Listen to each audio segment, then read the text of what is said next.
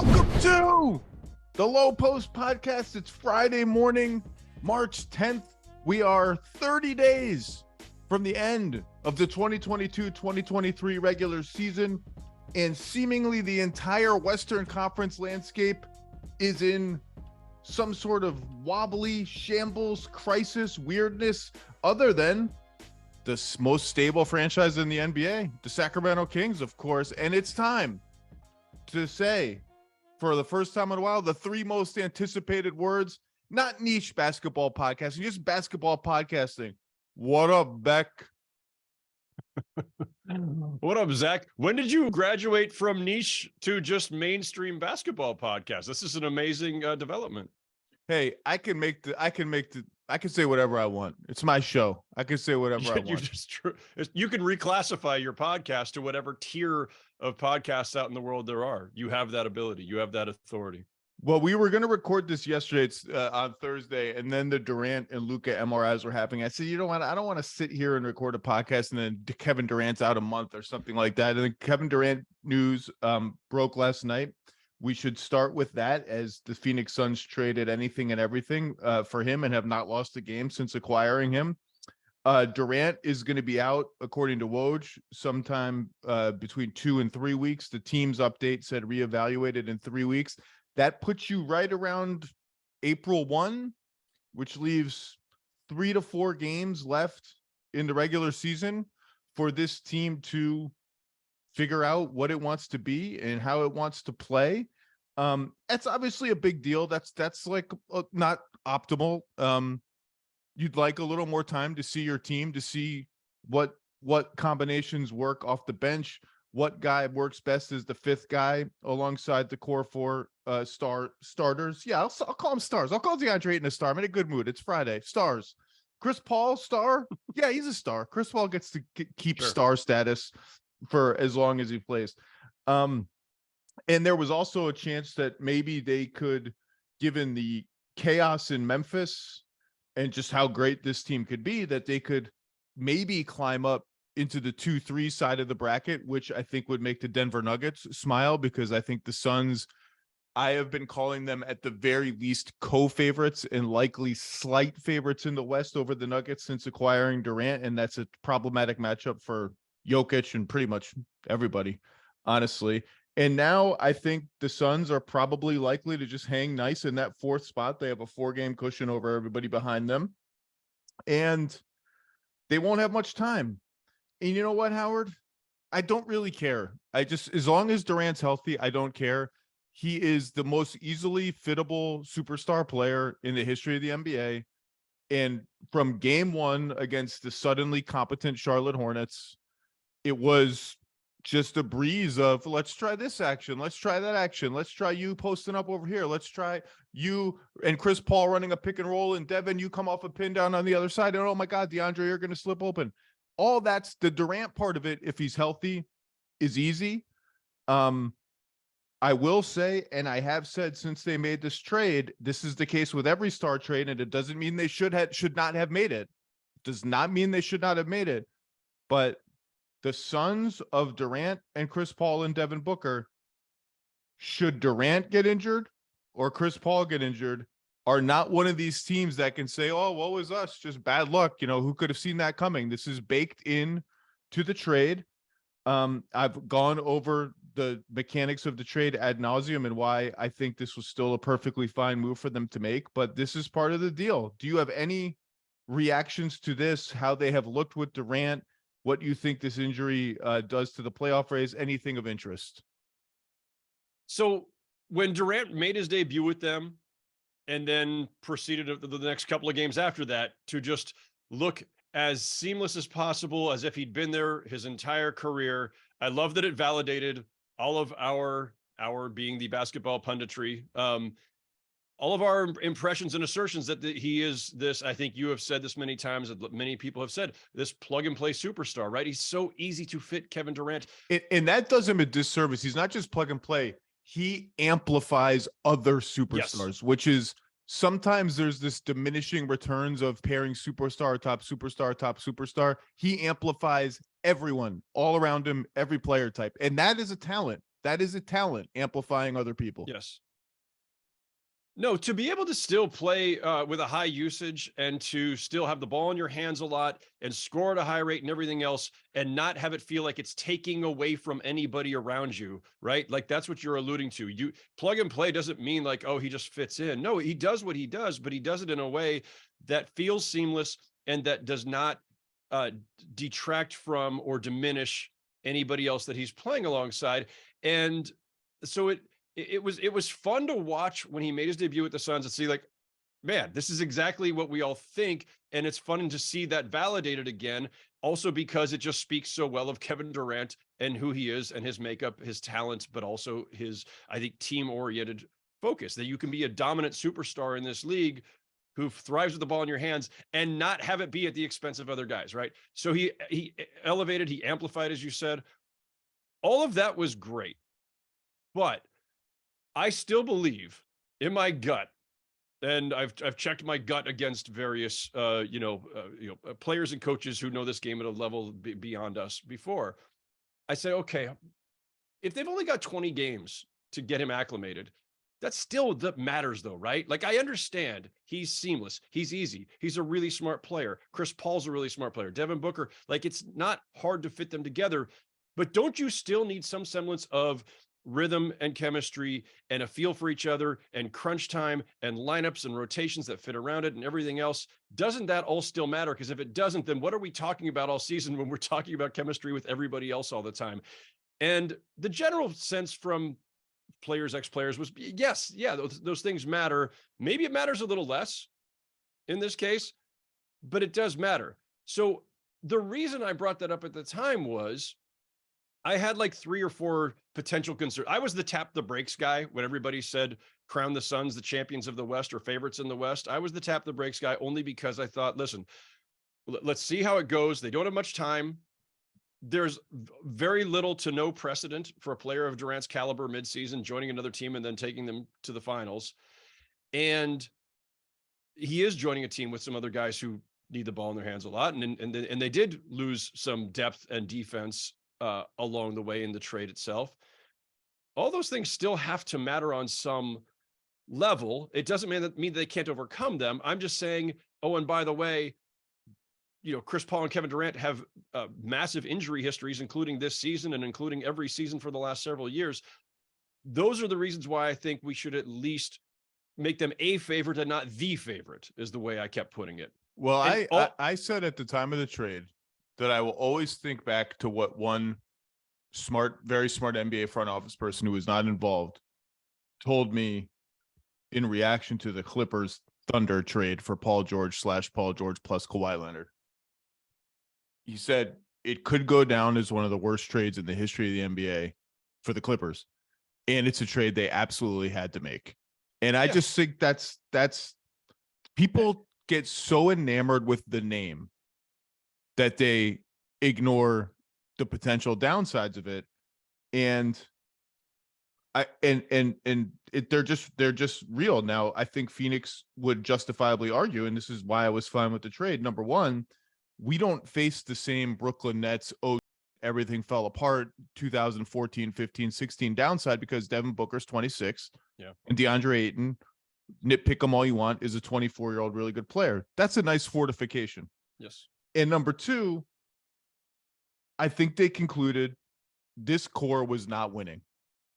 This core with John Collins on top of it was not going to win, or whoever, just pick another good player that you add, was not would have a very low chance compared to this current team of winning a championship. Whether you say, well, why don't you hold all your assets? Your Mikal Bridges averaging 26 a game for the Nets. We're going to talk about him in a second.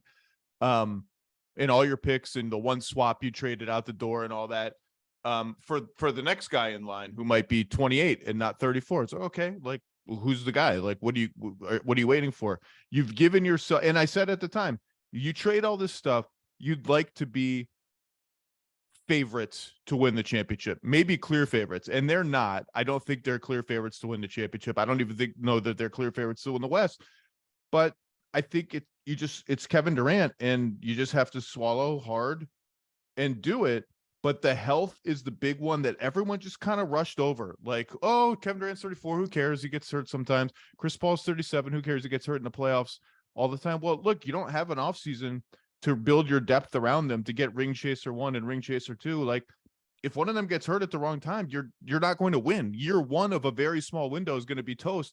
We are not there yet. I don't have any of the chemistry concerns that you do. We can talk about why, but I just don't. I don't have them. Well, now that they're down to how many games are they going to have maximum together, assuming that we don't know when Kevin Durant's coming back. Let's say 5. Let's just posit 5. Five more or 5 total in addition to what have they played 3? So 5 more.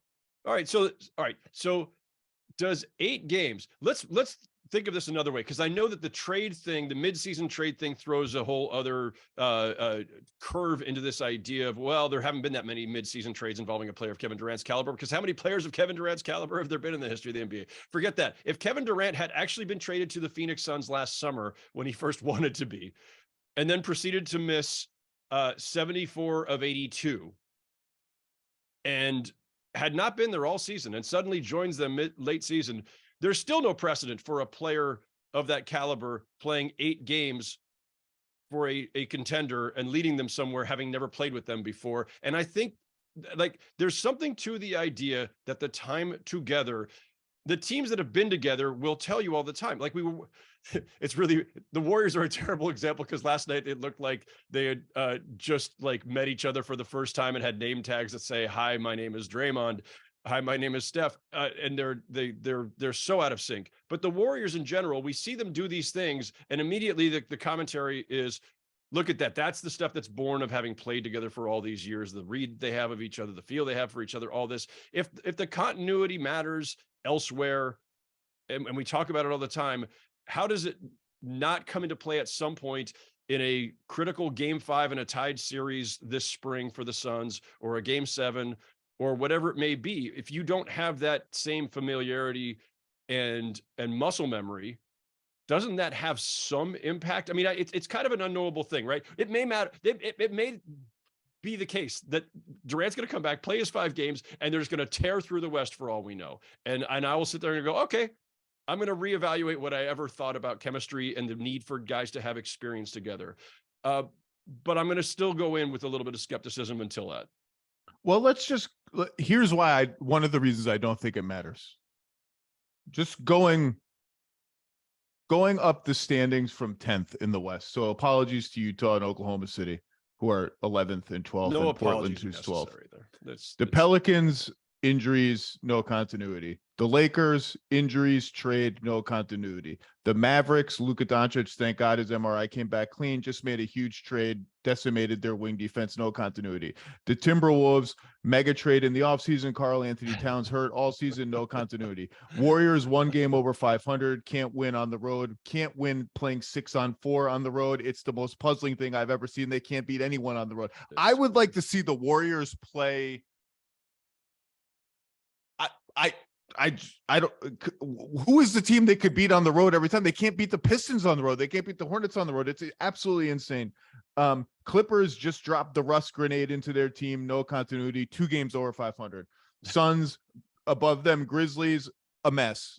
Kings just kicking their feet up, being like, hey, we're the functional team now. Look at us. It's so great. No one's scared of them. And no one is scared of them. And I actually think teams maybe shouldn't be scared of them, but I think this whole, like, people are just penciling in the Kings as like cute 1st round exit. And I said this earlier this week, I don't want to get into it again. There is a universe in which we wake up and the Kings are in the conference finals if the seeds break right for them. And you watch them play. I watched the game against the Knicks last night. You watch them play these teams, like the way they play, their speed, their pace, Sabonis and Fox together, the shooting around them.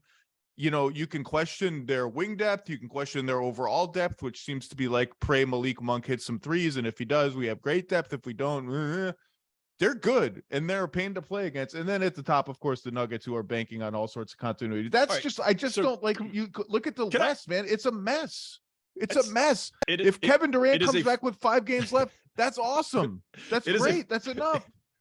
It's a freaking mess. And so if there's one year where it doesn't matter that your best player only played 8 games with you, maybe this is the year. However, can I just let me ask one question, then I'm going to point something out. If they could go back in time, do the Clippers not sign Russell Westbrook? I don't want to talk about it All right, anymore. never mind. All right, here's the point I would make. You just glossed over the fact that the two teams that you didn't make the snarky remark about no continuity are the two teams that are at the top of the standings, which, all right, Sabonis has been there for a season and a half now, and it's all working brilliantly, and they've had time together, and Fox and the rest of those guys have been playing together for a while, and the Nuggets have the same basic core for the last however many years, albeit with some injuries along the way, but finally are healthy. I don't know. Maybe it matters that those two teams are at the top of the Western Conference and they're the teams that are actually had their core together the longest. I don't know. Maybe. Well, look, I mean, the Kings have like Zippo postseason experience outside of Harrison Barnes and Sabonis. And but their guys have been together. Yeah. For a while, for a year. I mean, it's not like they're the Celtics in 1988 being like, we're playing our millionth playoff game together. Like 90 something or whatever. It's probably 100 games now. Kevin Durant is more than 8 games. I'm just saying, I know it's Kevin Durant. He's awesome. And if he comes back and actually stays healthy, like the same caveats still apply is all. Some combination of continuity, chemistry, health for the Suns. And it doesn't mean that they won't win the West anyway. They very well might. Let's talk about Denver for a second, and not Denver really, but because we're supposed to be talking about the East. That was the goal here. As long as we're not talking about the MVP race. No, we're going to talk about the MVP right now. No. I don't want to talk about the MVP. The MVP conversation has gone so far off the rails in like every single direction that everyone needs to just take a beat. Go back to your corners, drink a beer, remember what we're talking about, the game where people throw a little orange ball through a little orange ring, and just, I think some of these conversations, including the most serious ones, are very worthy conversations and very interesting things to interrogate. I think the tenor of it has become toxic. I think the topics are all fine and very worthy of discussion, including the race issue that Kendrick Perkins brought up. I think that is very worthy of interrogation. And in fact, the voters should be the ones that are interrogating it most deeply about themselves personally and their own biases that they may or may not be aware about. But the tone of the conversation has just got to chill out. There are 3 candidates for MVP right now: Jokic, Giannis, and Embiid. Everyone has fallen off behind them. Not fallen off. It's not like Doncic and Tatum and et cetera have fallen off, but those 3, they're all incredible. All 3 are incredible. And all worthy, as they have been for the last several seasons in which we have continued to rotate them around for the last however 5 I have years. said, even in past seasons, voting for Jokic, if it's really close and you just can't find a separator that you like. Maybe you don't like the Vorps and Schnorps. That's fine. Maybe you don't like that Jokic is only taking 14.5 shots a game. That's cool. If it's literally splitting the thinnest of the hairs that are thinner than the ones on the top of my 45-year-old head, if it's that thin, I think it's actually okay to zoom all the way out, depending on what your preferences are as a voter, and consider history, consider postseason, both projecting how this player does in the postseason going forward and has in the past. If those are tiebreakers for you, if those things matter to you as a voter, they matter to me. Maybe less so than other voters who are sitting here thinking every night about Larry Bird and LeBron James never winning 3 in a row and Michael Jordan never winning 3 in a row. It's fine if those are tiebreakers. That's cool. You want to talk about all these big cultural issues?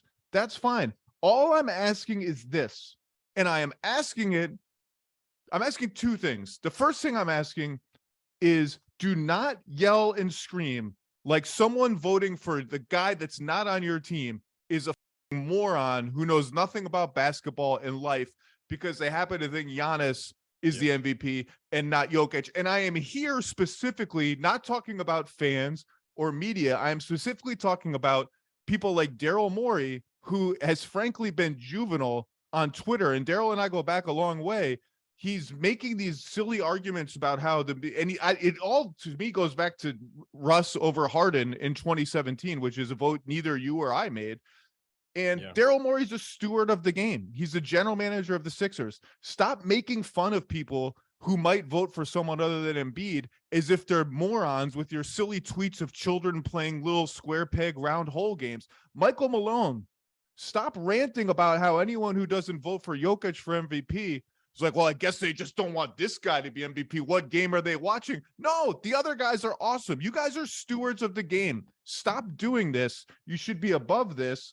And I understand you got to campaign for your guy. That's fine. You can campaign for your guy without being like, you're a moron if you don't vote for this guy. Daryl Morey's tweet was like something about voters trying to parse team success in individual numbers. Daryl Morey, you run the freaking nerd conference. You know better than anyone. The Sixers won, I think, 3 more games than the Nuggets last year. Their point differential was like 0.2 points per game different. You know, there was no demonstrable difference in team success between the 4th seeded Sixers and the 6th seeded Nuggets last year. You know that. So stop trying to make this stupid straw man argument about team success and individual numbers. Stop doing it. You're all better than this. And the other thing I will say, Howard Beck, and then I will let you talk, is I keep seeing, and it's driving me crazy, all of this stuff about, well, how can you give Jokic the MVP when he hasn't done anything in the postseason? When did Joel Embiid's postseason track record become better than Jokic's? They're essentially equivalent. They've both had one season where they were swept out, not swept, but dispatched easily in the first round with undermanned teams. That's last season for Jokic, the bubble season for Embiid when Simmons was hurt. Simmons is still hurt. That's a different story. They've both had several second round losses, and one of them has made the conference finals. That is not Joel Embiid. That's Nikola Jokic. And Jokic's postseason numbers are just flat out better than Embiid's. They don't include defense. I understand that. All I'm saying is this: if you're going to make these arguments, make them reasonably. Go back and just go to Basketball Reference. If you're going to say like Jokic has done nothing in the playoffs, therefore I'm voting for Embiid, just take 30 seconds and look at who's done more in the playoffs. That's all. I have no idea who I'm voting for. There are 15 games left in the season. I will say there have been more games in the last 2 weeks, Chicago, Toronto, just this week, where Jokic's passivity has been like, dude, can you take some shots? Like, can you take some shots? I think that whole, like, he's not taking enough shots is overblown, considering how many shots he creates for others and that Denver has the 2nd best offense in the league. But, you know, look, I just wish we could have this conversation reasonably. And I guess we've reached a point where it's just not possible. Everyone is either right or a moron who should be thrown out of basketball and media forever, should be fired, on the street, lose their families, their children, take away their house, take away their car.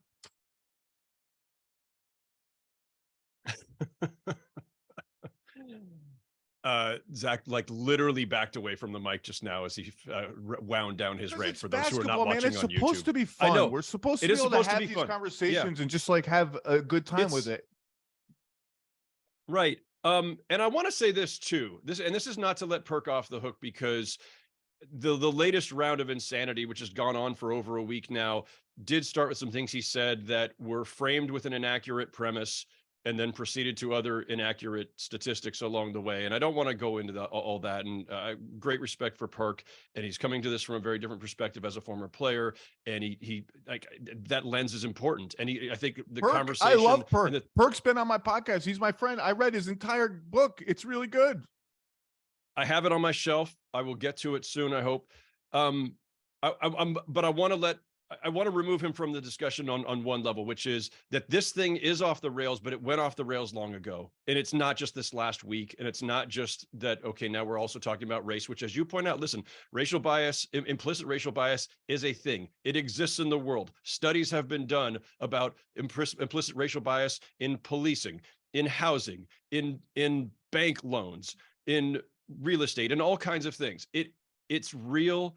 And yes, we should all consider it, but not within the context of the way that I think Perk presented it, because the way he did it, and I'm just going to say this, he not only denigrated MVPs won by 3 all-time greats, he impugned the integrity of the voters who made those votes as if those guys weren't worthy. Now, if we want to relitigate old MVP races, we can, and especially one of Nash's has been relitigated many times since it happened, and that's fine.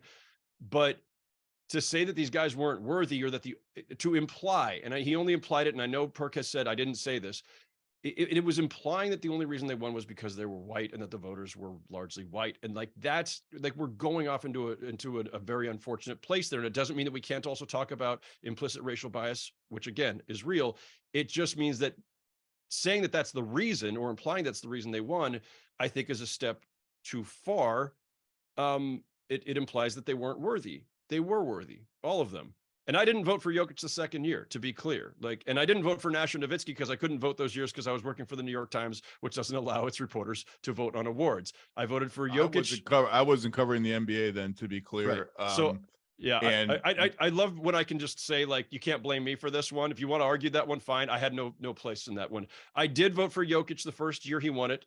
I voted for Giannis last season. So and I don't, like you, I don't know who I don't know if I'm going to have a ballot because at the moment I don't have an employer, but so we'll see how the NBA decides that. I should hopefully be doing some freelance soon that will keep me in the voting pool.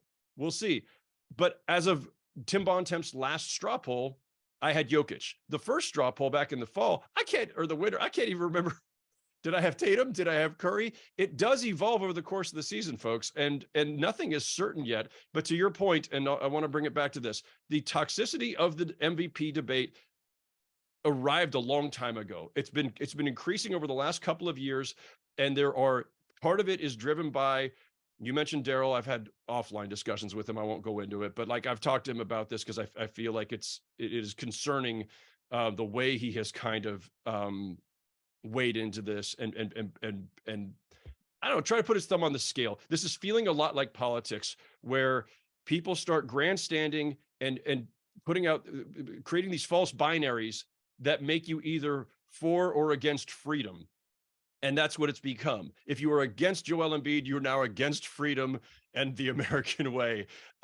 You are against all that is good about basketball. You don't understand. It's exactly as you said. We have these false binaries and denigrating. Like, if you don't understand why this guy's the MVP, then you just don't know basketball. And there's so much lobbying going on, and it's not even just from team representatives. Sometimes it's from their trainers. It's from other people in basketball punditry on Twitter.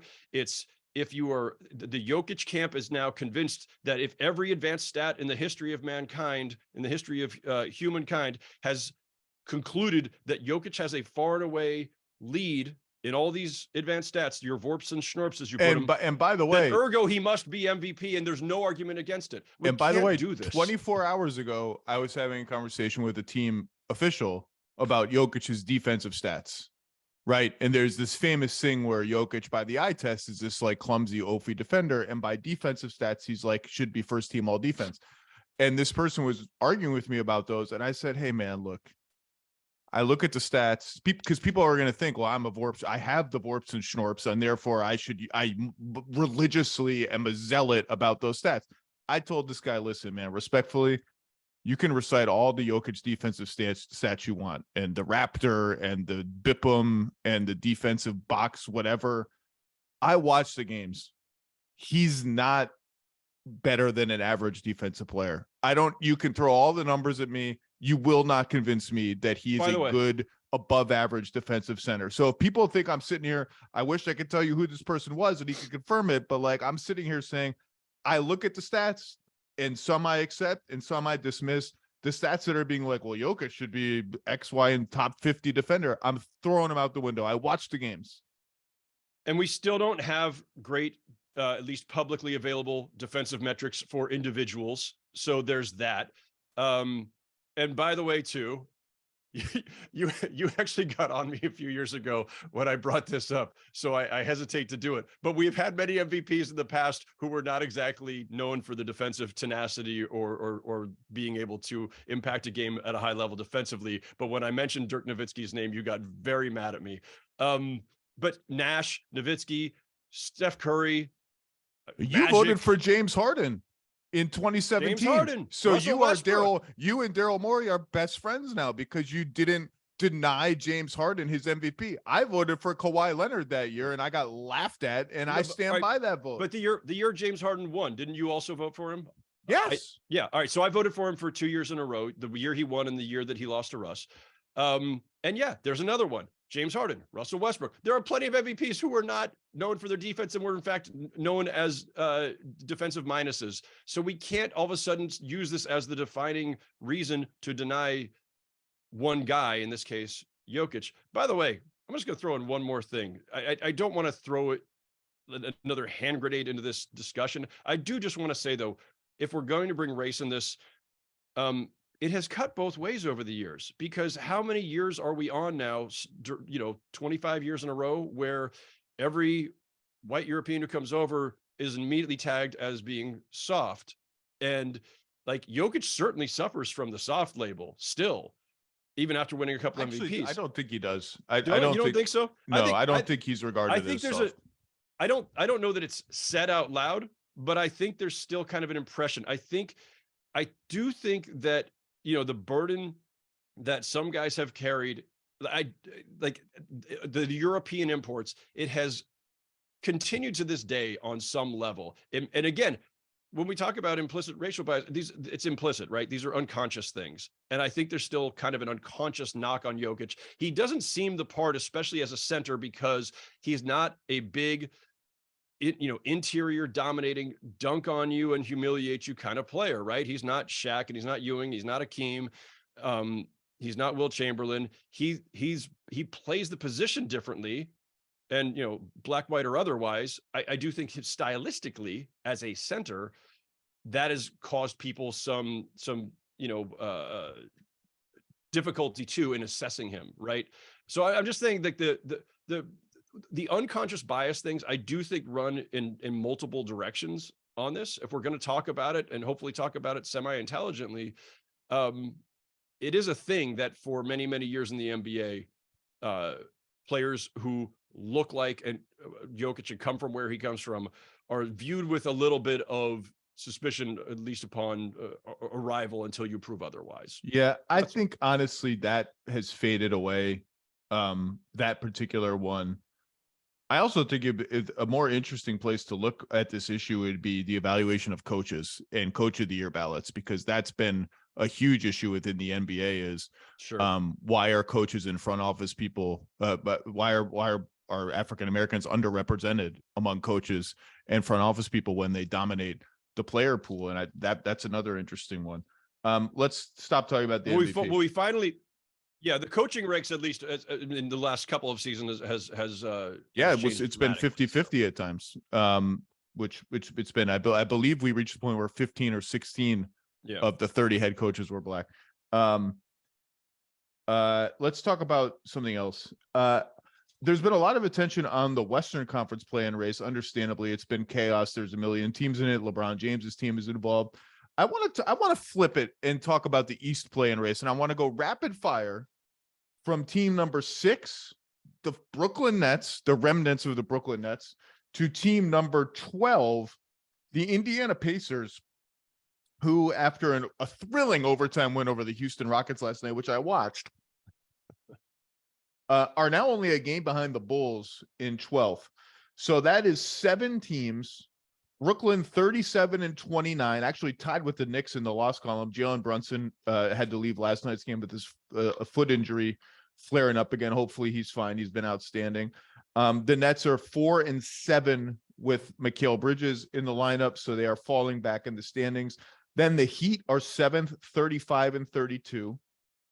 The Hawks are 8th, 33-33, having just made a coaching change, the impact of which I have not really seen in their on-court play quite yet.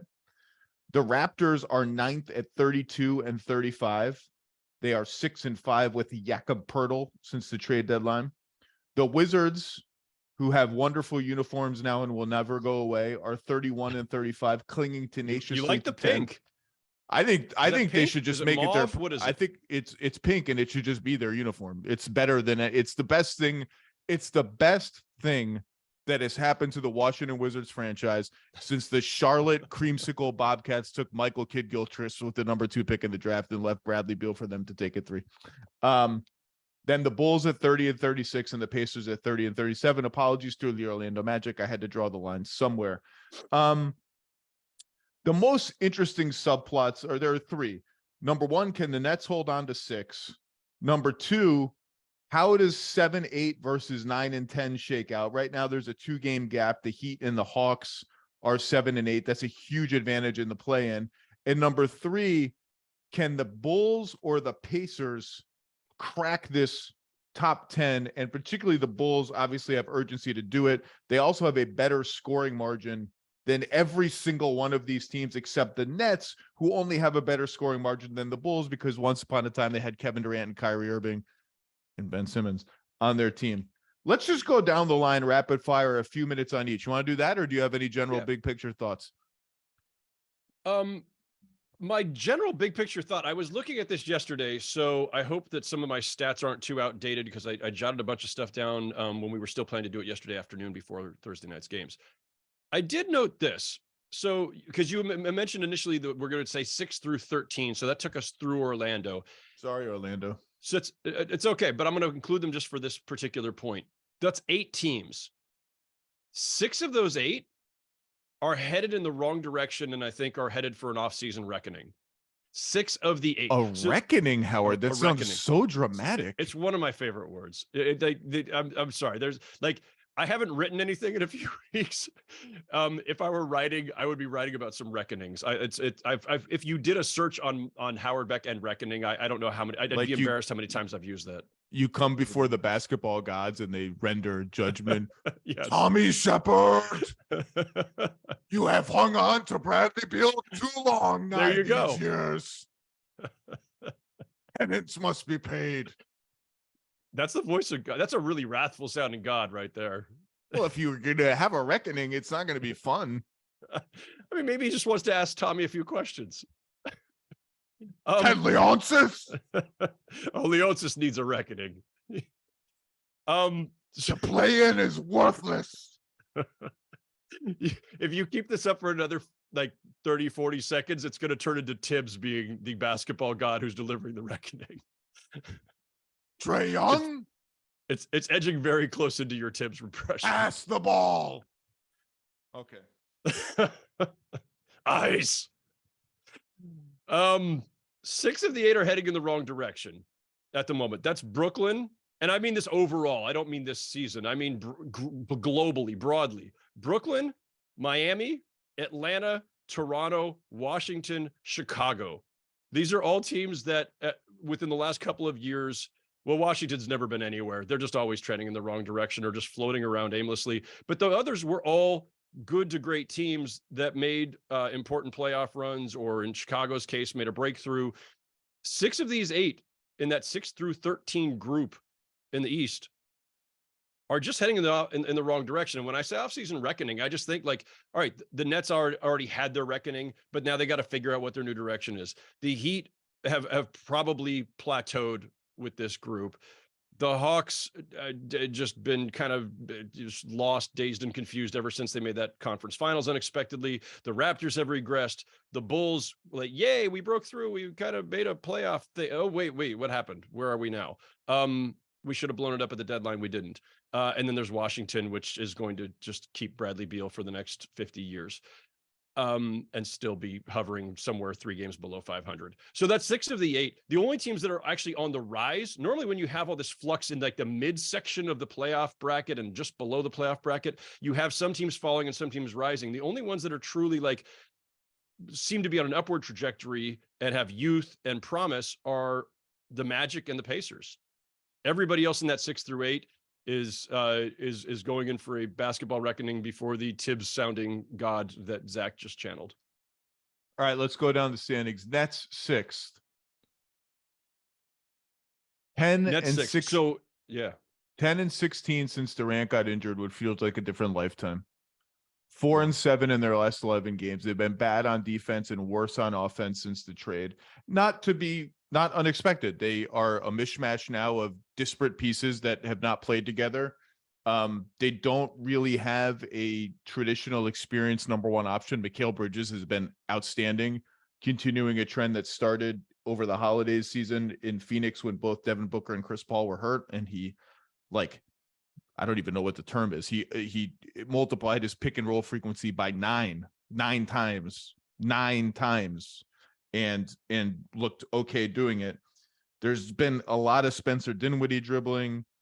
The rotation has been all sorts of flux. Cam Thomas sometimes is that last night they played the whole bench against the Bucks because their starters were bad. Cam Thomas, Joe Harris, Seth Curry, their minutes go up and down and sometimes go to zero. Ben Simmons is just out with inflammation. He had his knee drained. I don't even know what to make of that anymore. They haven't had a backup center. They've been playing Finney Smith at center. Finney Smith hasn't made shots for them since the trade. They are just they're just trying to cling to this edge that Durant built them. And they have 3 games in the loss column on Miami. They also hold the tiebreaker right now. They've won the head-to-head tiebreaker over Miami, except Howard. Someone has to win the Southeast division and will get a tiebreaker advantage over a non-division winner. Oh, why the NBA still does this is just beyond my understanding. It's fine if you want to have divisions, just like all you teams are geographically close to each other, so you'll play more than you'll play some other teams. Why should it matter at all in determining playoff seeds? I have no idea. It's stupid and they should stop doing it. I don't really have anything else to say about the Nets except they did what they did with the trades. They failed spectacularly with the super team. They recouped a ton of picks and a ton of good players. And this team that exists now is just a placeholder for what happens next. I don't know. You have anything to say about the Nets? Placeholder for what's happens next. But there are 2 things that intrigue me. One is that the aforementioned Kevin Durant injury means that the Suns might lose a little bit more and give the Nets a slightly better draft pick. There's that. But there's also the Nets pick. Like, we've written off the idea of the Nets having a pick because of, they gave everything to Houston. No, it's a swap this year. And the Rockets are so god awful that listen, the ping pong balls could backfire, but the Nets should actually want to be in the lottery. Like a late season tank here wouldn't be the worst idea in the world. Because if the Nets are in the lottery, the Rockets have the far worse record and the Nets will still end up with the lottery pick. And even if by some weird, ping pong ball bounce, the Nets leaped up ahead of the Rockets and it's a swap, well, then they're still swapping to another lottery pick. So the Nets actually have incentive to lose right now. The other thing is just on the court. Like, one of the things that was interesting about the trades they made was they just brought in all these like really versatile wings and guys who all could play defense at a high level across multiple positions. I thought they'd be better defensively. Like, you knew they'd struggle offensively without Kyrie Irving and Kevin Durant. Even with Mikal Bridges all of a sudden turning into whoever he's turning into. By the way, it's 53% shooting, 48% on threes. Like, he's not like chucking up inefficient scoring numbers. No, he's been amazing. The 3 assists is the thing you'd like to see a little bit more of. Sure. But that's what happens when a guy who's never had this kind of role gets this kind of role. Yeah, I thought with the cushion they had that they still had a really good chance to stay in the top 6, and they still might because the teams behind them are also flawed. But they have been on an alarming trajectory, and worse than I thought they might be, given they had like at least a lot of good, interesting players who at a minimum would defend, and I thought would be a little bit more like the Kenny Atkinson version of the Nets, where they just played their asses off and beat teams by out hustling them and scoring when they could. But yeah, not much else on them. Well, they're kind of small. And honestly, one of the big impacts that Durant had in Phoenix immediately was they felt bigger and longer. And as I'm saying those words, I realize how they sound. You could feel Durant's size on the back line for Phoenix, the Phoenix team that had been playing Bridges at the 4, Cam Johnson at the 4. Like that's a big thing. And Claxton's had a bunch of single-digit games all in a row, except for 1 or 2 maybe. In the last 15, 12 games, whatever it is. He's the one whose offense has really suffered without those guys to draw to the ball and get him open, slipping to the rim. Okay, next in the standings, Miami. 35-32.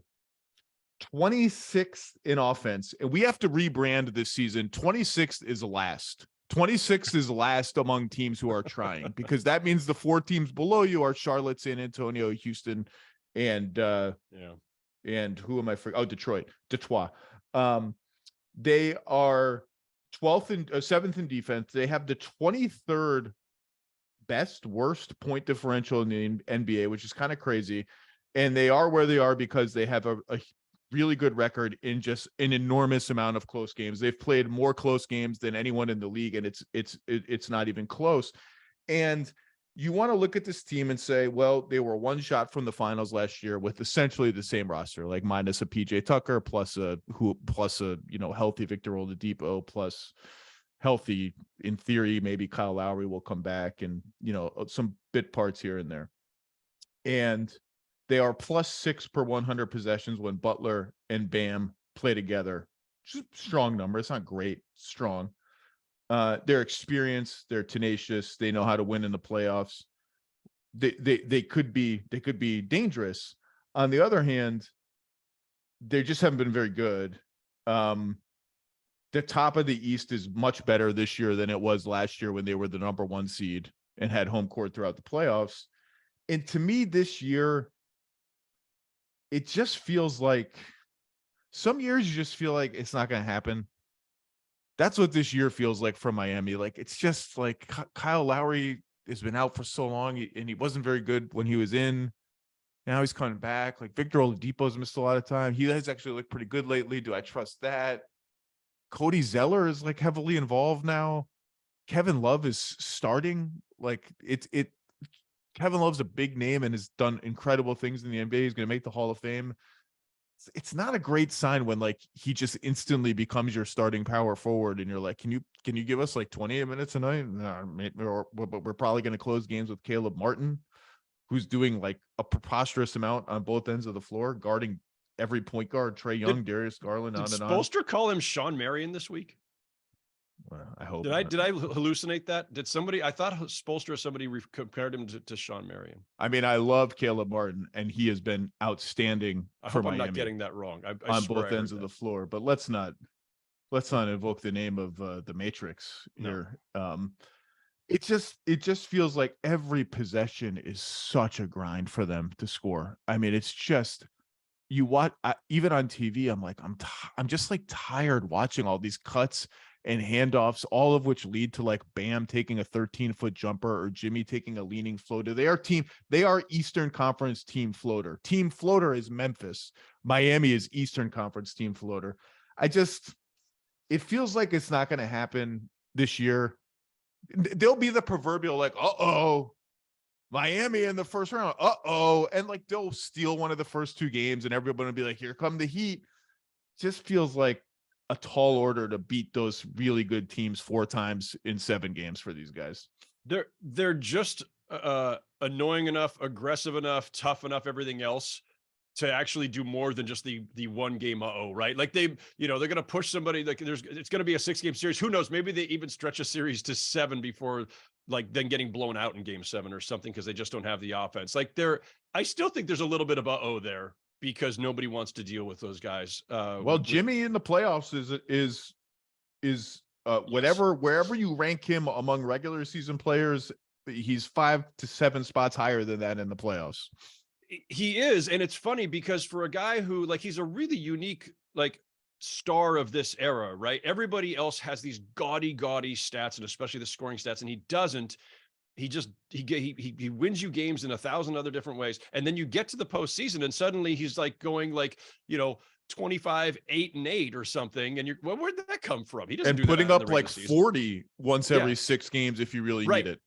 And shooting at a 3-point percentage than he ever does in the regular season. I don't know if that statistically bears out. It feels like it though. So there's that weird element of unpredictability there. But yeah, it's what you said, like watching the Heat and Cavs a couple nights back, and it goes down to the last couple of minutes, and the Heat, it's exactly what you said, Zach. It's painful watching them working so hard to just try to find a shot. There's not enough shot creation there.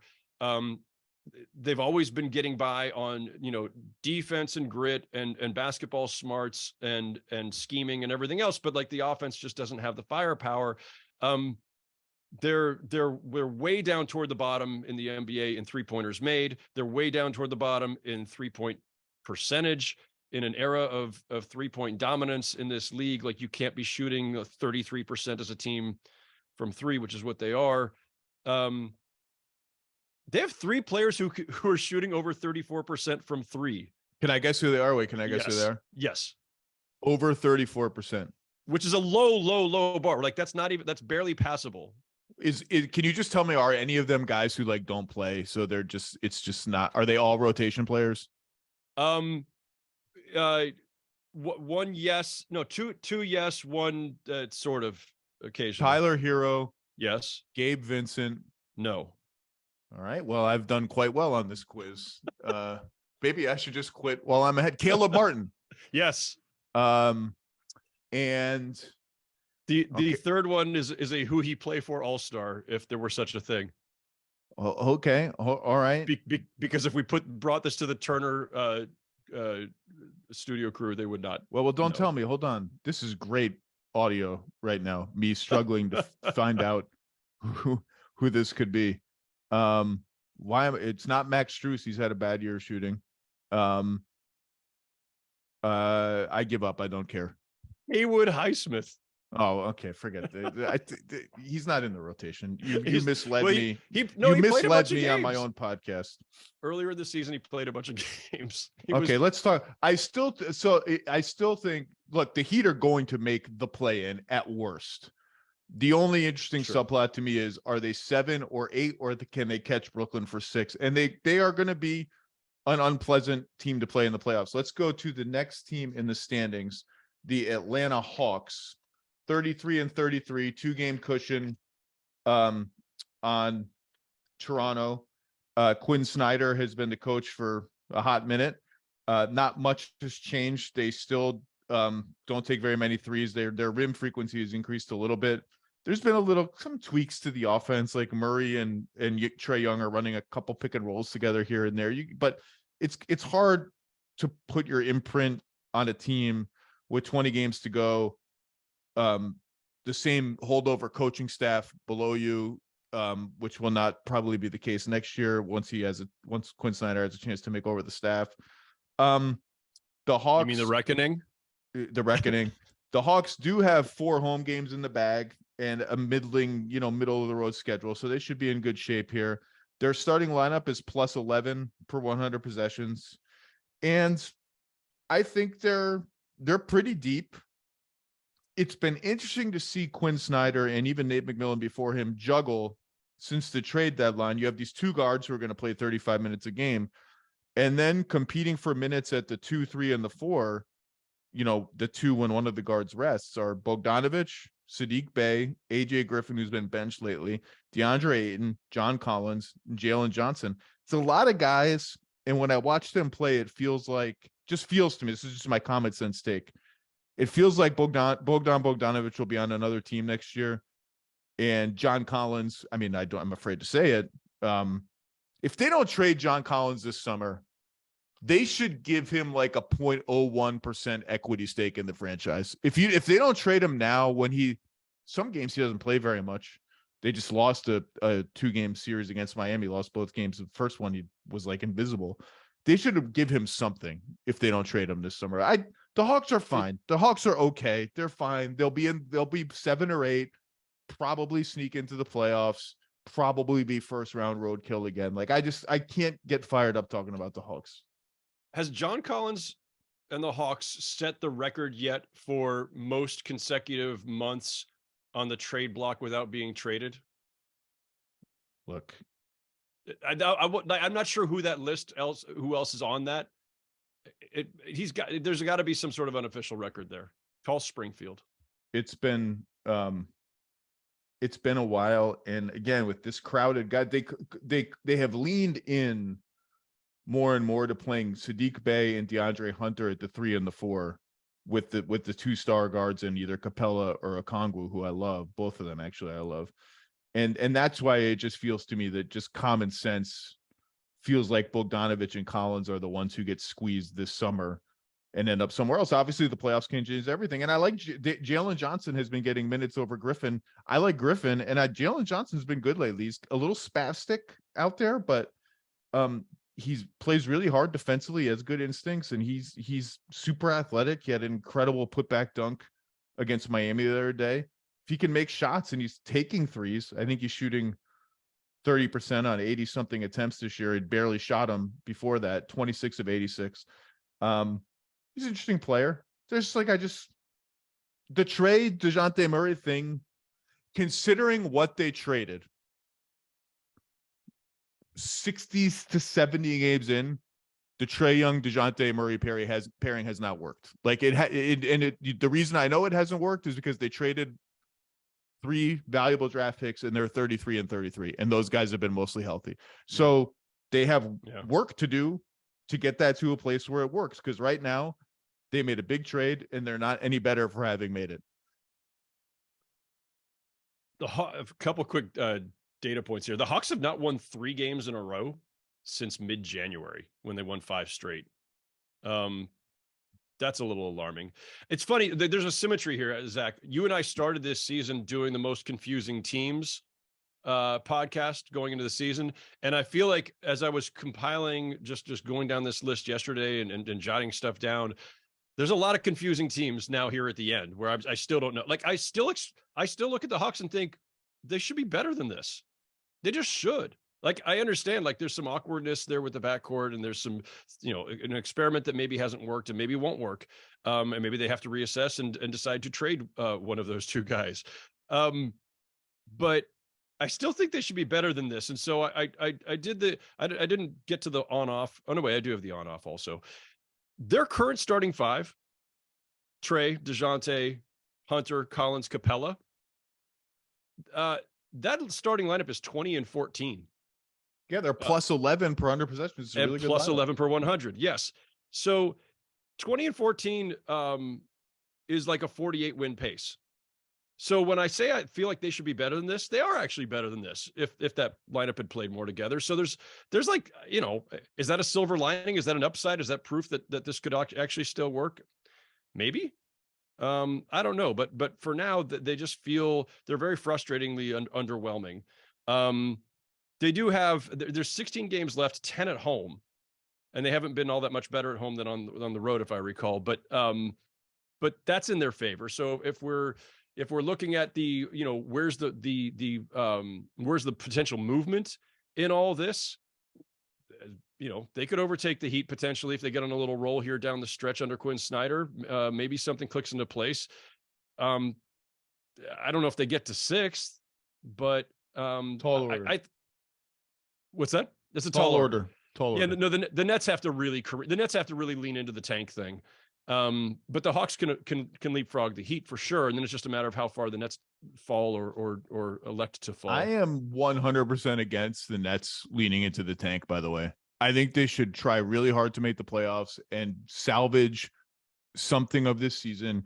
Give these guys some postseason experience together, but that's neither here nor there. Let's go to the next. So that's like, if we're tiering teams, there's a slight fall off now between Atlanta and then these next 4 teams, Toronto, Washington, Chicago, and Indiana, who will not go away and is 28 and 26 with Tyrese Halliburton in the lineup, 2 and 11 without him. With Tyrese Halliburton and Miles Turner, they're just a good team. Like, they're a good, maybe overstating it. They're a solid team that's as good as any of these other teams, none of whom are over 500, none of whom are within 2 games of 500. So that's no great shakes. Start with any one of these that you want. Who's the most interesting team to you? Who has the most to gain or most to lose here in this race? This is teams 9 to 12 in the East. So Raptors, Wizards, Bulls, Pacers. Like, the most intriguing is the Pacers, just because, as I mentioned earlier, like, they're young and on the upswing. And you mentioned the record with Tyrese Halliburton. If he doesn't go down a few weeks back, they're probably not in this predicament. They're more solidly in that play-in group. I suspect the Pacers will end up in, like, if we were just predicting this right now, because we all love making predictions, I think the Pacers make the play-in and probably just that's not unspicy. Their odds are Uh, very, very bad. Like the projection system gives them like a 25% chance of making the play-in, but that's because a lot of those factored in, like they would be really bad before the season. So the priors, as the stats people like to say, were bad, and their scoring margin is miles worse than all these teams. Part of that was built up when Halliburton was injured and they were getting the doors blown off them. Yeah, I don't know what to make of the Bulls. I don't trust the Wizards at all. And the pace, like the Pacers feel like the team that wants to be there, right? I don't know if some of these other teams want to be there. There was an interesting observation that somebody made, or just a comment somebody made to me when at the trade deadline, when the Raptors traded for Pirtle, and everybody had been talking about like the parts that they were going to sell off, right? They're going to be sellers, not buyers, everything else.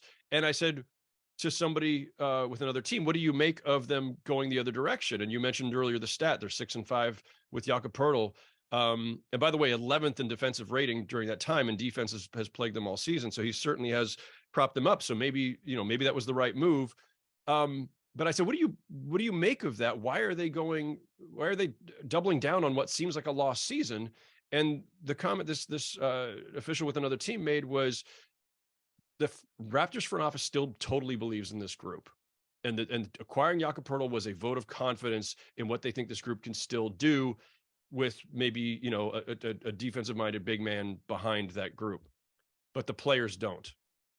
The add-on was the front office still believes. I think it was. I'm not sure if the players do, and that was interesting. By the way, Fred VanVleet, epic officiating rant, and only got $35,000 fine. I'm not advocating that it should have been more by any stretch. And I love Fred VanVleet and I love candor. And while I wasn't sure if that was all justified, or you had actually a great thing on this on TV the other day, Zach. But so you said it very well. I like it's just not supportable. But like, listen, guys speak their mind. I'm always going to be in favor of guys speaking their mind.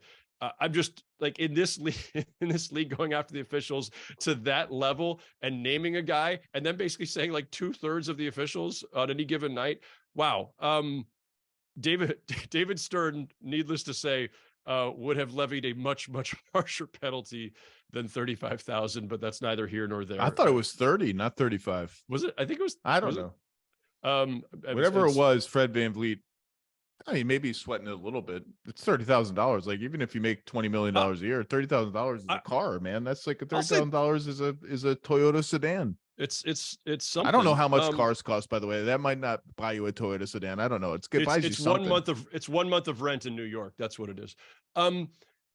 So I will say this though. I do think that when a player or a coach goes that far, I think the danger is, if you were just picking on one referee by name, it's one thing. When you've basically said like 2 out of 3 on any given night, like, look, people are human. We talked about implicit bias earlier. People are human.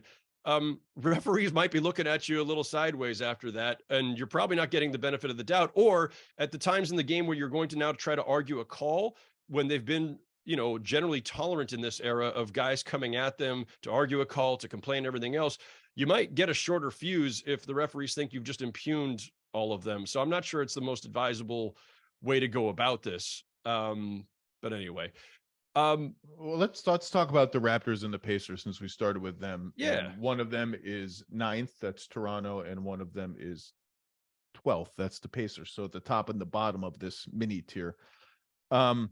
The Raptors have the toughest remaining schedule left in the conference, but they have been much better with Poeltl.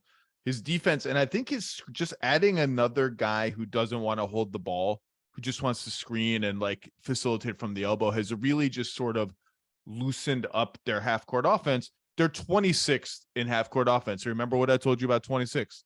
26th is last. The teams below them are the tank brigade in half-court offense, according to Cleaning the Glass.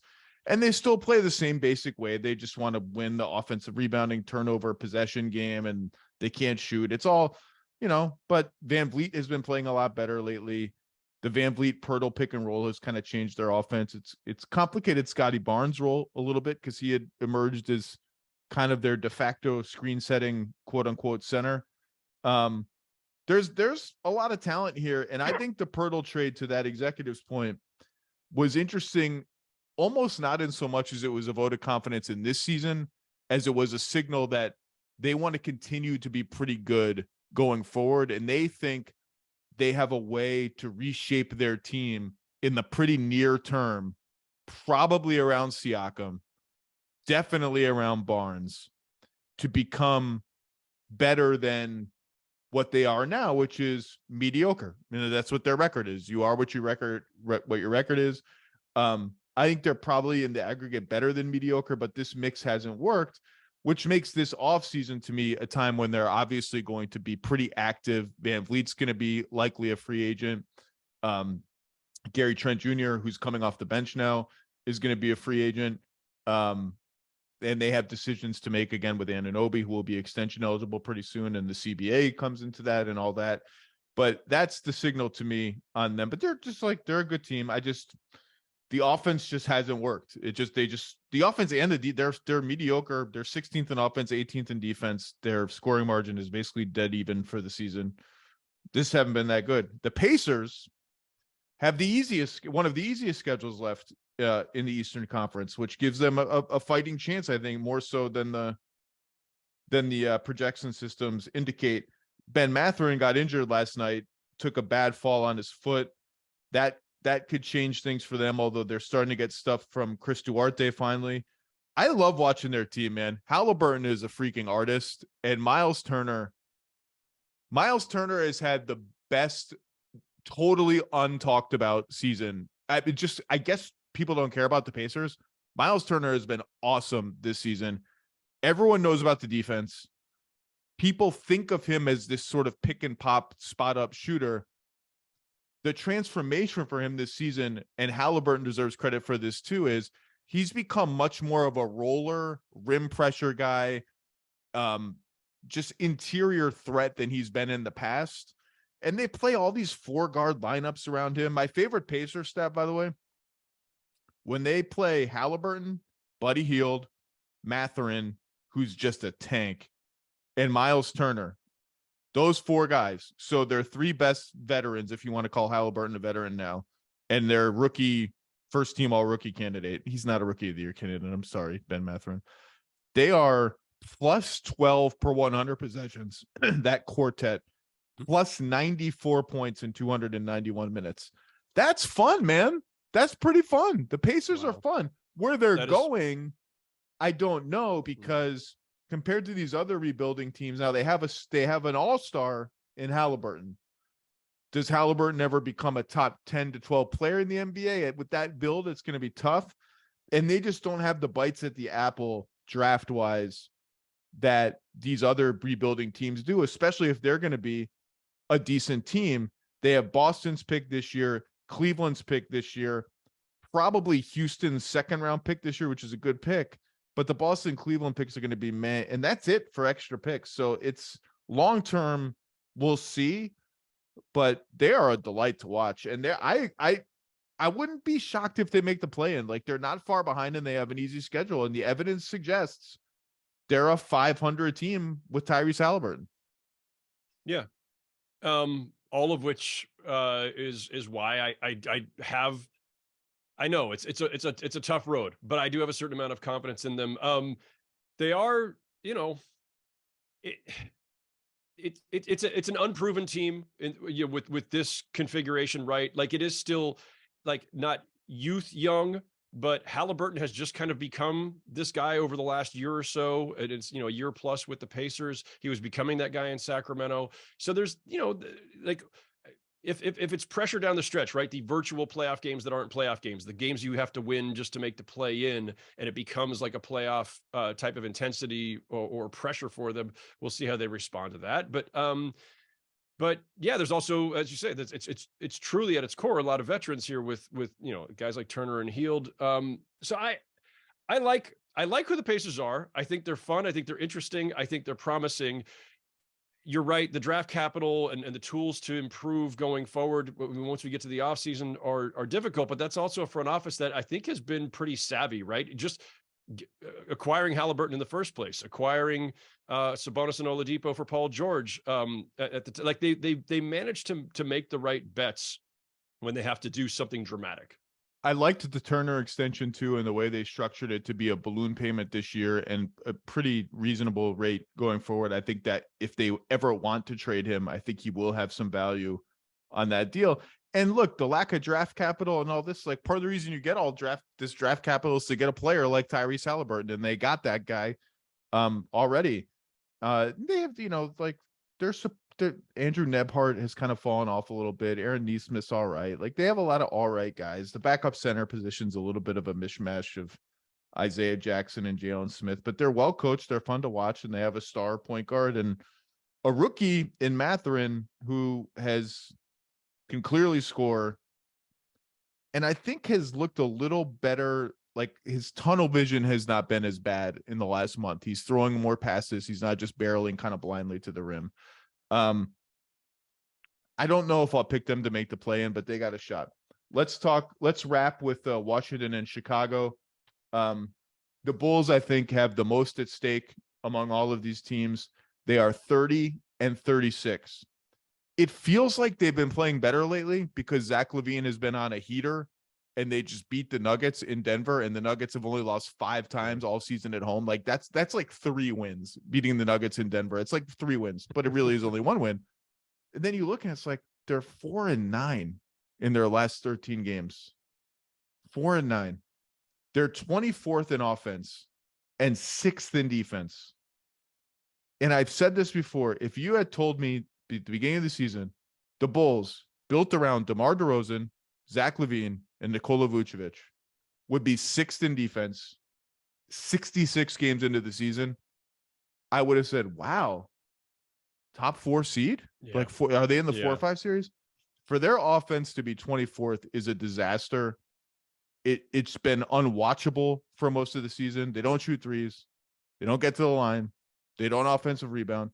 They just sort of hand the ball. Okay, hand off, dribble. Okay, who wants to take a pull up too now? DeMar, you want to do it? Okay, we'll just kind of move around. No one really does anything. No one gets into the teeth of the deal. Okay, we'll post Vooch. Vooch, you get a couple jump hooks. Cute, nice. Never get to the foul line. Take a jump hook. But they've put this new starting 5 with Beverly and Caruso in place of Pat Williams and Ayo Dosunmu, who was overmatched, frankly, as the nominal point guard, has some like ferocity and juice to it. Doesn't have any like extra shooting or all that much playmaking. It does have more playmaking, but it's just got some like speed and nasty and physicality and unpleasantness to it. And it's killing it, man. That lineup is plus 58 in 130 minutes. I don't know, man. Given what they traded, their pick is top 4 protected out the door to Orlando. They better make the freaking play. Like they better make it. And they have a pretty hard schedule going forward, even split of home and road games. Their tiebreaker situation is pretty good with most of these teams. I feel like they're going to be hell-bent on making it, and they're going to crash the party at the expense of the Wizards. I don't know why I think that. The Wizards have a bunch of home games in hand and have been pretty good when healthy. I just feel like if you stack up the players, like, how are the Bulls not going to make the play-in? I know Lonzo, I guess we're talking about the Lonzo news that Woj reported yesterday that he might need a 3rd surgery. And he is the thing that ties a lot of this together. But, man, make the play-in. Can you make Lonzo the play? Lonzo Ball isn't the reason that their offense is blah. I think he'd help a lot. He would help. Playmaking helps. Having somebody else to handle the ball and set guys up. How about someone who shoots threes other than LaVine? That would help. But he's not the reason that they're 24th or whatever in offensive efficiency. So I think we're still like the impression that they left right before the All-Star break was they're just ready to cash out. They lost 6 in a row heading into the All-Star break, lest we forget. They've kind of recovered a little since then, but it was by beating Brooklyn without Kyrie and KD, beating the Wizards, who are the Wizards, beating the Pistons, who are tanking, and then the surprising win over Denver. But it gives the illusion of them being a lot better than they are because they won at Denver and because they had a few wins in recent memory. But like, you mentioned the schedule's tough coming for the Bulls. And this is why, among the reasons I don't have faith that they're going to actually hold on, because I think they're probably closer to the team that lost 6 in a row before the All-Star break than they are this team that has sort of evened out recently. They've got a home game against Sacramento coming up, and Minnesota, Miami. They go on the road they have a back-to-back with Philly, home and road. That's tough. They have a 3-game road trip out west to Portland and the 2 LA teams. That's tough. Then they come home and play the Lakers again. Maybe LeBron's back. Even if he's not, like AD's, playing like a beast. They have a home game against Memphis. They finished the season out they've got road games at Milwaukee and Dallas, and then finish with a home game against Detroit. But there's a lot of tough games in there. There's a lot of tough games in there. Maybe they're not going to make the play-in. I mean, I know they had a hard schedule. I said they had a hard schedule, but when you just list the teams, you know what, though? This team has gacked away so many games against bad teams and played the good teams better than they played the bad teams, that maybe that's healthy for them and their whatever dysfunction they're playing with. They also have, again, the best scoring margin of all these teams. Yeah. And the reason they're where they are, or one of the reasons, is they have been the worst crunch time team in the NBA after being insanely amazing last year. And all the smart people were like, well, they'll never be able to duplicate that again. DeMar DeRozan will never have that kind of season again shooting at the crunch time. And those people were right, damn it. They were right. Can we put that voice in charge of the reckoning to offset the Tibbsian angry god? Maybe they're a panel. Yeah, they could be a panel. You traded so much for Nikola Vucevic. You will be damned. Enjoy the 12th pick. We need an animated version of this where you're voicing them. We got to get my Game of Zones friends back. I don't even know what I was saying. Oh, they're 6-19 in games that are within 3 points in the last 3 minutes. It's hard to be that bad unless you're not trying to win games. So, who knows? I don't know. They have a lot of players I like. You read the schedule. Yeah. They're going to win a fair share of these games. They just are. This is what they do. They're going to win a fair share of these games. And I don't know if they can't get past the Wizards.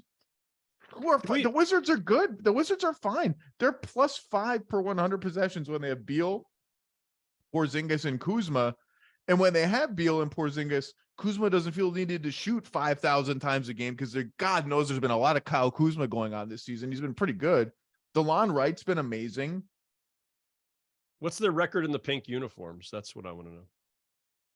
Well, they're number 1 in my heart, whatever it is. I don't care what their record is. The uniforms are beautiful. Beautiful. I'm going to DC shortly, and I will be buying not a uniform because I'm a 45-year-old man and I cannot wear a basketball jersey in good conscience, but a t-shirt version of the Cherry Blossom uniform. I just have to pick up either a blank one or what player would I like to, if they have a DeLon Wright 55 Cherry Blossom t-shirt. Wright. I love DeLon Wright. Sometimes you just have a soft spot for guys. I love DeLon Wright. I have nothing else interesting to say about these two teams. I really don't. No. It's just the Bulls are depressing. The Lonzo stuff just sucks. And, both of them are long-term. It's like, what are we really doing here? One team has played a lot of cards to get here. That's Chicago, and has lost a lot of talent out the door. And I can't remember who tweeted it last night, but Lauri Markkanen was torching the Magic, who didn't have Wendell Carter Jr., who's been the bulwark of their defense, and was like, man, the Bulls had both of those dudes. Then before that, they had Jimmy Butler. And they don't have Franz Wagner. It's just not great. It's not great. It's not great. It's not great. I mean, listen, odds aside, records aside, schedules aside, everything else aside, I think we could agree that we'd all just rather see, if we're going to pick a 10, if the Heat, Hawks, and Raptors are all making at the minimum the play-in, and there's only one spot up for grabs between the teams we just discussed, I think the basketball universe would rather see the Pacers.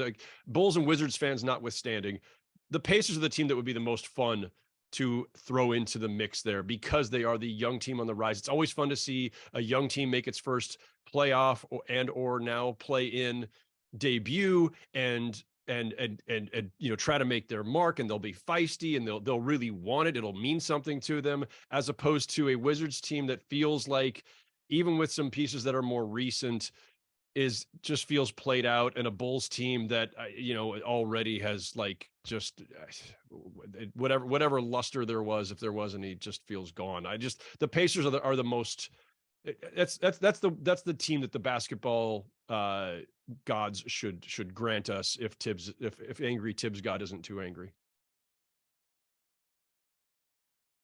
I can't believe I'm saying that. First of all, I don't like watching the Raptors. I find the Raptors hard to watch this year. I think That's it's fair. it's like playing in sludge. It's just and I was saying if there was only one spot up for grabs, but you're right. I know what you're saying. I just feel like the Raptors should not be grandfathered in because they're the Raptors. I can't believe I'm saying this. I think just purely entertainment purposes, like who would I rather watch of those teams you mentioned? I'm taking Washington. I kind of like watching the Wizards. Porzingis is good, and they really do the thing uniforms. where they start the two centers together, Porzingis and Gafford, and that's worked. Then they separate them in a lot of games. They never play together again after their first stints together. And then they play Porzingis at the 5 a lot. And it's like, oh my God, they have a lot of shooting. So much shooting that teams are putting their centers on Denny Avdia, who's a reluctant and not good shooter, and putting wings on Porzingis, which is kind of an interesting strategic gambit we see versions of around the league. But it's fun to watch the Wizards problem solve around all that. I kind of like Corey Kispert's big bandana headband is nice. I like that. He runs around. He's got great hair. He looks like Roger Federer out there, like Roger Federer playing Wimbledon in 2001 or something. He looks great. And Beal is a really stylish player. He's really crafty and fun to watch.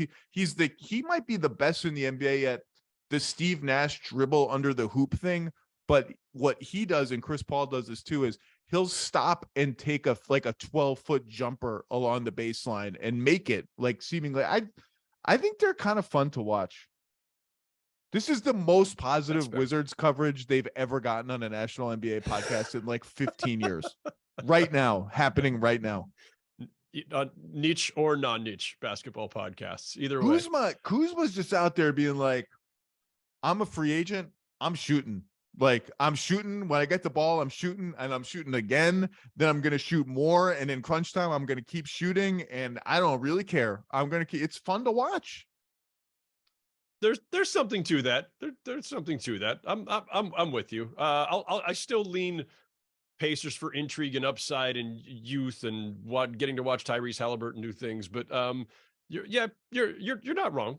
Hey, Charlotte's only 11 games out in the loss column, Howard. They're 9-10 in their last 19 games. Maybe if they go on a run, the Hornets, the suddenly competent Hornets, they're only 11 games out. Listen, in a couple of years, when Adam Silver has introduced the play-in to the play-in tournament, where the 13 through 15 teams play for the right to play the 11th and 12th winner, who then gets to play the 10th winner. We'll get there. They should remember when you were a kid and the base minimum you would get for participating in any sport. For me, it was swimming, was all right, you came 7th out of 8 or something. You would get the brown participation ribbon. That was the worst ribbon to get, was the brown ribbon. And it just said participant on it or something. That's what it's brown for a reason. They should. That's what the winner of the Southeast Division should get this year. A big brown banner that the NBA makes them hang in their arena that just says number 1 participant, Southeast Division 2022-2023. Congratulations on your stupid tiebreaker. I was the very first youth soccer team I ever played on when I was in 4th grade or something. We lost every game that season, however many games a 4th grade soccer team plays. We lost every game. And at our postseason pizza party to celebrate that it was all over, I guess, they handed out trophies to all of us. And it was those little marble looking stands with the little brass looking or whatever guy kicking a ball but it wasn't the guy kicking the ball. It was just the ball on a little pedestal. but the inscription on all of them, it had your name and the name of the team, which was like, I don't know, the Panthers or something. I can't remember exactly. And beneath that, it said in quotes, "I tried." Oh, really? That's That what was it our said? participation trophy. I It tried. said, "I tried." It was kind of like the sardonic humor of the coaches who ordered up these trophies. It was kind of like we lost them There's all. no But way like, these are league sanctioned trophies if they're being oh no, sorry, hey if man, they're undermining the accomplishments of the young it children involved. it was it was the 70s, man. Like nobody cared about hurting anybody's feelings. We were okay with making fun of the fact that we sucked. It was the It was 70s, man. Phil Jackson was cruising around New York. You don't know, man. You don't know. You kids, you just don't know how it was. We were raised on HR Puffin stuff. Go look that up. The Chicago Bulls, just two quick things on the Bulls. I like Kobe White. I think Kobe White's had a nice season for them. And I can't quit Pat Williams. I just can't quit him. They use him as a screener sometimes with Vooch spacing the floor. I like Pat Williams. He's only 21 years old, by the way. None of these teams are all that interesting. The Hawks, I've been watching the Hawks a lot because I want to see the Quinn Snyder factor. And I feel like I just haven't seen it yet. Other than Trae Young seems to be trying a little bit on defense, which is nice. That's the one I've just been gravitating to their games because I want to see. This team's been so mid-range heavy, so old school, so your turn, my turn. Here comes this mad genius creative coach. What does he want to do with this team? And other than like a Kongwu shooting a three now and then and Trae and DeJounte pairing up in pick and rolls, I haven't seen all, like, it doesn't, you wouldn't watch them and be like, well, something changed. They must have a new coach. Like if you didn't know, you wouldn't, I don't know. So that's it. But they'll make the play in. Yeah. If you ask me to pick right now who's making the playoffs from this group, let's say Brooklyn stays in sixth. If they fall into the play in, they're going to be vulnerable. I don't care what seed they are. They're seventh. They're going to be vulnerable to getting beaten twice as the Clippers were last year. Let's say they stay sixth. I'm taking Miami and Atlanta. I think Miami shoe it. I just can't see Miami not getting out of the play-in. If they're stuck in it, they'll get out of it. And I just think on talent, like no one is scared of Atlanta. They don't bring the same kind of physicality as Toronto, but I just think they're more coherent maybe. But Toronto's been pretty good. Toronto with Pirtle's been good. It's gonna be fun. These teams have something to play for. And my favorite thing about the tournament, the play-in tournament, is how we get to this point in the season and you feel yourself saying things. You have this out-of-body experience. I do when I'm saying to myself, oh man, Washington, Indiana tonight. Like that's a big game. It's like a big game. And then the out-of-body part of you is like, dude, you're calling that a big game? Like that game sucks. Like the play-in has really tricked you. But they've created all these like fake, like, lot at stake tonight in Washington, in the nation's capital. Pacers in town. Big play-in implications. Like, oh, okay, I'm excited. You know what gets like, yes, by the way, to all of that. And again, kudos to the NBA because the play-in has made these games more meaningful, which is the point. Like we can joke about the fact that ultimately, whatever, it's just for the honor of getting eliminated in the first round, or if it's for the honor of losing the play-in and having that humiliation. But it has given us stakes this late in the season that we didn't have before, and it's made these games more meaningful. So teams are actually trying, and their fans are actually engaged. All of that's good, but nothing can amp up a game the way that Draymond Green dropping a podcast hours before with video attached. By the way, great production value there. Kudos to his producers for putting up the print version of the quotes from Dylan Brooks and then highlighting them so that as Draymond went through it, like great production value, great show. Phenomenally done. I actually decided at one point yesterday, this is what I want. Like I want Draymond, especially once he gets to retirement, just every day, just trash talk somebody, just rip the shit out of somebody in a public way that is so entertaining for about 2-3 minutes that it's like, I just heard that. I got to watch this game tonight. Now, of course, it helps that Draymond was involved in it and, Dylan Brooks was involved in it. But like, I want some version of that every day. Like I tweeted yesterday, like I fell off my chair watching that video, and it was like you couldn't wait to turn on that game. We need some version of that for the play-in teams. So I don't know. Maybe Paolo Banchero needs to like do a 3-minute podcast with video and some highlighted text from somewhere. Well, there was a Banchero DeJounte Murray thing over the summer. There we go. Stemming from one of the Seattle Pro-Am games. Maybe we can lead into that. That's right. That's right. I'm at the point with the Warriors where I feel like, and I say this facetiously, I watch a lot of their games.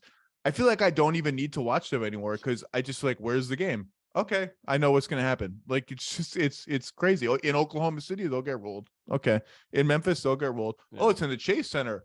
They'll look like a 73-win team. Amazing. Howard Beck, it's wonderful to see you. I hope to see you soon. That bridge in the background looks very nice. The Brooklyn Bridges.